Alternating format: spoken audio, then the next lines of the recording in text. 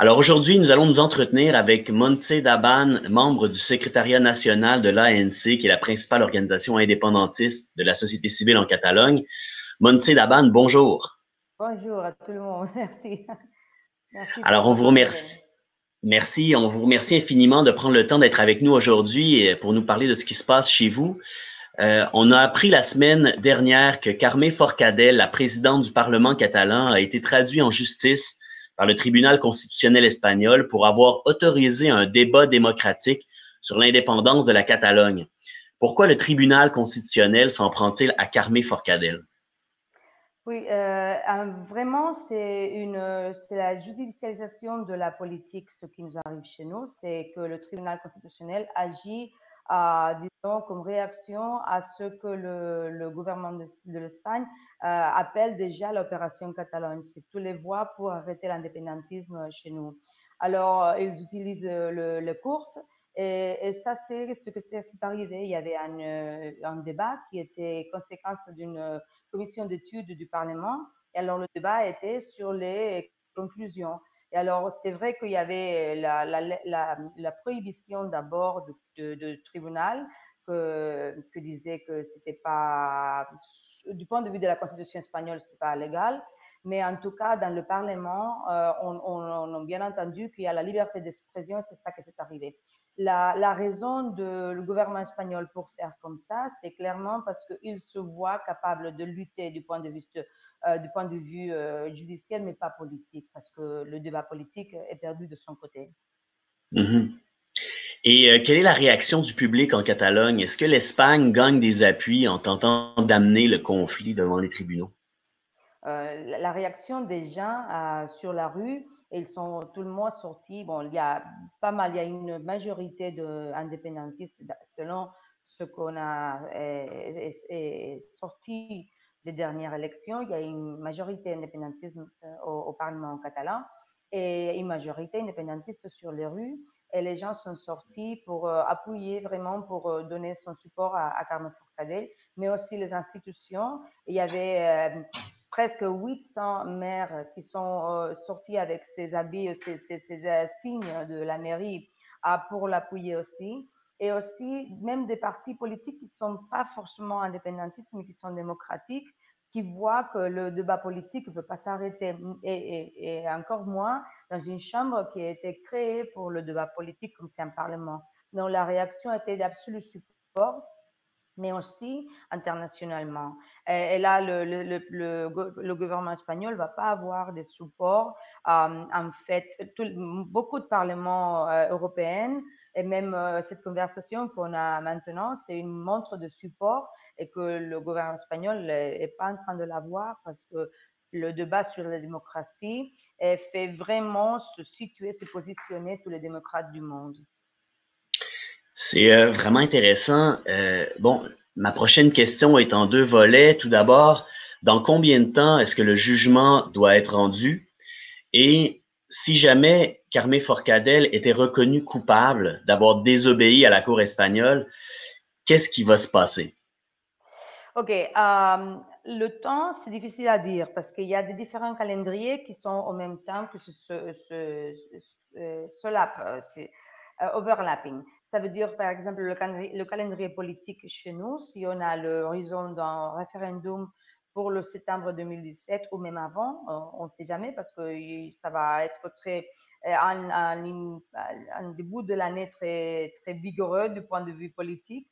Euh, on ne sait pas si le gouvernement espagnol et les cours espagnols auront une superposition des calendriers aussi. Ça veut dire le cas de Carme Forcadell a pris une vélocité, c'est pas usuel dans la justice espagnole. C'est normalement très lente. Et maintenant, une semaine, certaines preuves sont présentées, donc tout va très vite.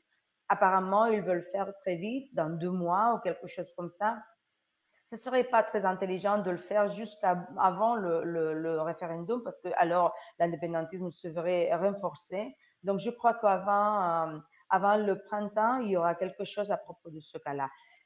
C'est le trouve coupable. Donc, de son point de vue, elle est coupable parce qu'elle a permis quelque chose que le tribunal avait prohibé.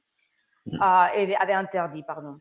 Mais en tout cas, il y a deux choses qui vont contre cette verdict de culpabilité, que c'est l'inviolabilité du Parlement, ça c'est clair, et aussi la liberté d'expression.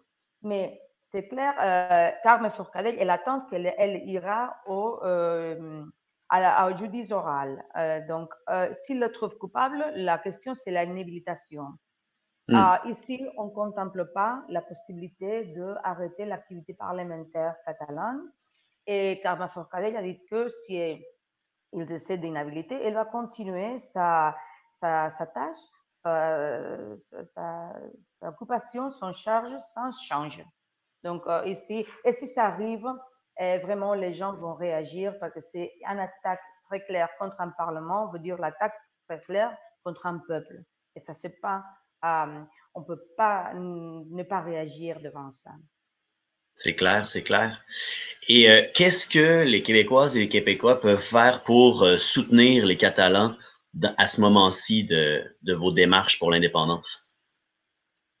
Merci. La question, pour nous, c'est très importante parce que vraiment, tous les supports tout le soutien qu'on reçoit d'ailleurs, de tout le monde, c'est très important. Même cette conversation qu'on a maintenant, c'est un exemple de ce qu'on peut faire et de faire arriver tout le monde le débat, le populariser, aussi avoir des soutiens même dans le réseau, comme vous, avec des pièces d'information. Mais finalement, c'est très, très important et qui peut-être met le tas espagnol plus contre le courde, c'est que les institutions, les parlements aussi aillent ce débat-là.